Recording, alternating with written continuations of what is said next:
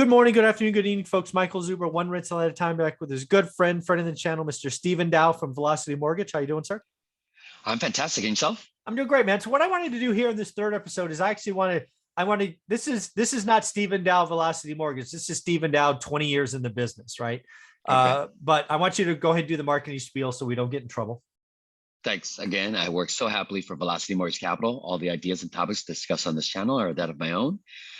And well, one last topic for the year, brother. I can't believe it's like on the last day of the year. So the timing is impeccable, I guess, in a sense, because it was just every Fridays when we started this back in April. Yeah. So it's been a nice little journey thus far. So awesome. But yeah, I don't want to digress. I just wanted to touch upon that. Thank you. So what and again, thank you for being a part of the channel. You've exceeded my expectations. I gave you I said all the nice things in video one. I'm not saying them again.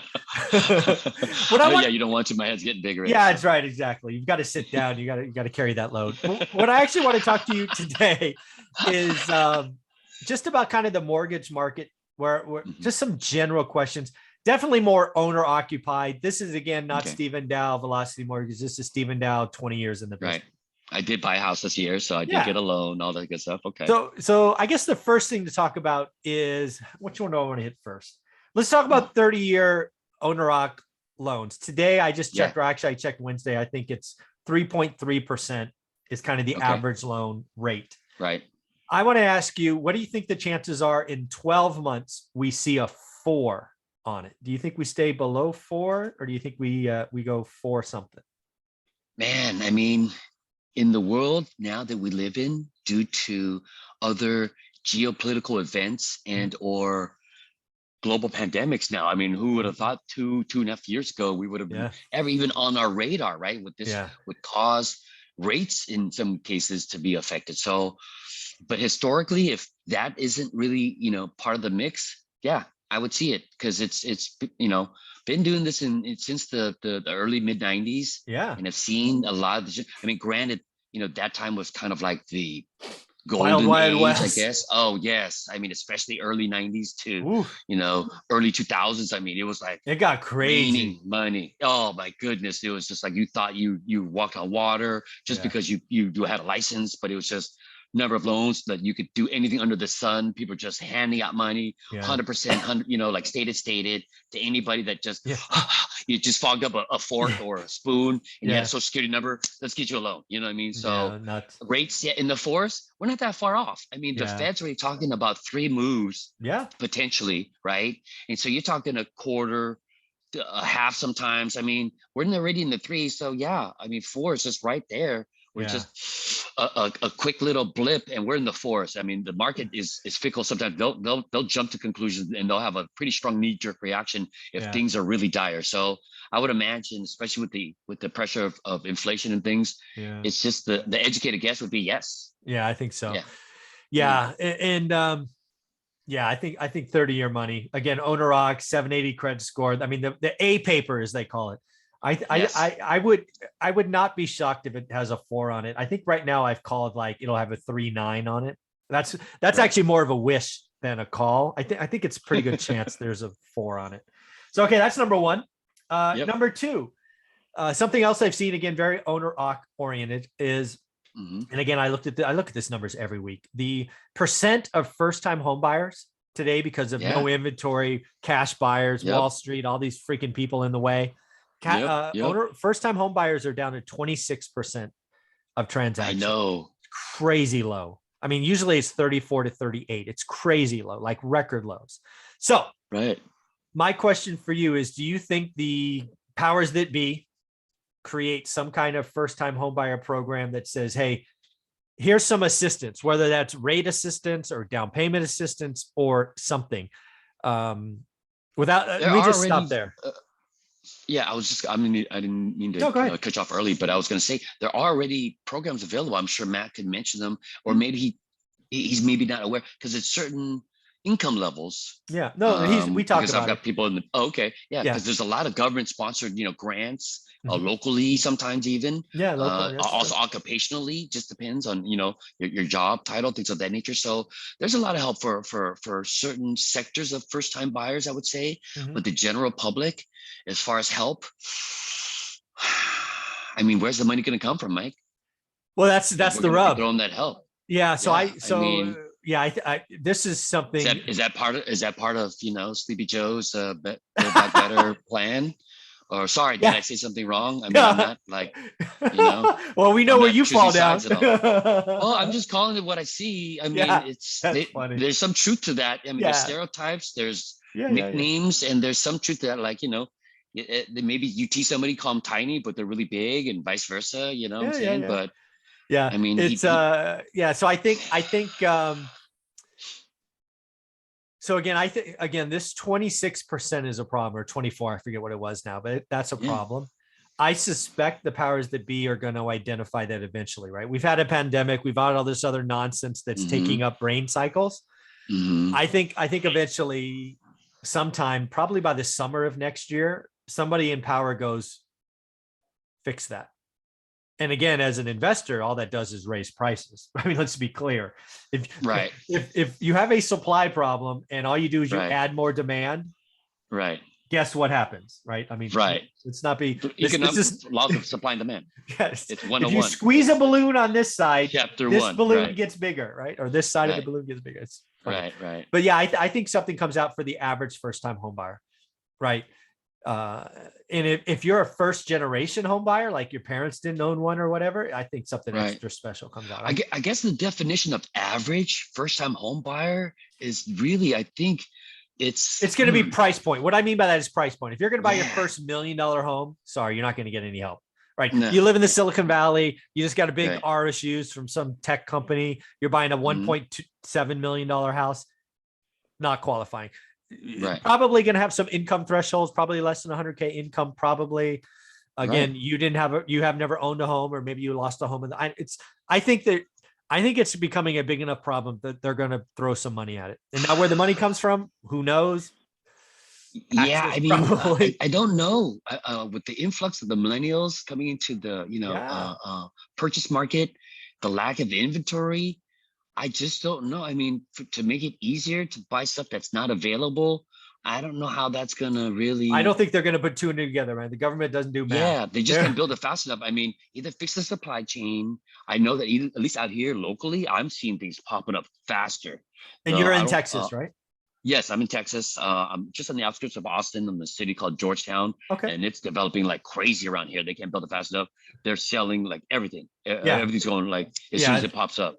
That, and just so I just told a digression, one of the things I talked about this morning on the Daily Financial News, I think Texas, and specifically Austin, wins at California's expense. Income levels, all the high-paying jobs, like you said, you talked about income, not price, income. It's income. Yeah, affordability. I think a lot of the tech jobs and all these hype. Yep, you said it, brother. I'm seeing it everywhere. All these young, because in my neighborhood, all these young families and all these like young couples that like you can see, and some of them are first-time home buyers, and so like, oh, this is an upper middle class kind of neighborhood, and so you're seeing higher incomes because of the area growing up, and so and you see news reports locally of like locals being gentrified, just the property taxes, nothing else. They own them free, but because they're where they currently Texas were. resets, Texas right, and so a lot of them are having to sell and then move in the outskirts that are more affordable. So it's a weird mix. But first time home buyers, you hope so. I mean, again, there's programs out there available now, but to get more programs, I don't know. Okay, that's cool. Yeah.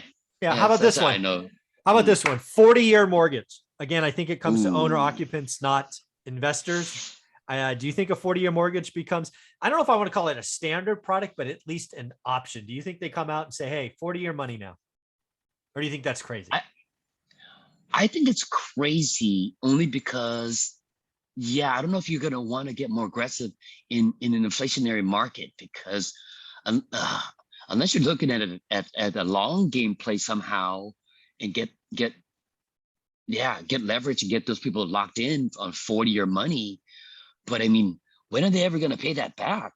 Yeah, I'm not a huge fan. Are you trying to turn that into securitization? Yeah, of course. Yeah. I mean, that's again, 40-year money is great for banks, not great for people, in my opinion. No. Right. No. You're already paying off nothing in a 30-year money. Now you're paying. You're enslaving yourself. I mean, if you look at like I may be shooting myself in the foot by saying this, but mortgage, the actual Latin word mortgage, deciphered is pay till death. Yeah. I know. Yeah. Yeah. So this So is longer so the mortgage, yeah, it's you're not. just I mean, more enslaving yourself. I think it's in Europe. It might have been Asia. I forget where. So one of my followers said, Michael, we have 100-year mortgages. I'm like, you have what? You have 100-year mortgage? And this is like generational mortgages here? Right. Crazy? Exactly. I mean, I don't know if that's true, but somebody told me it was.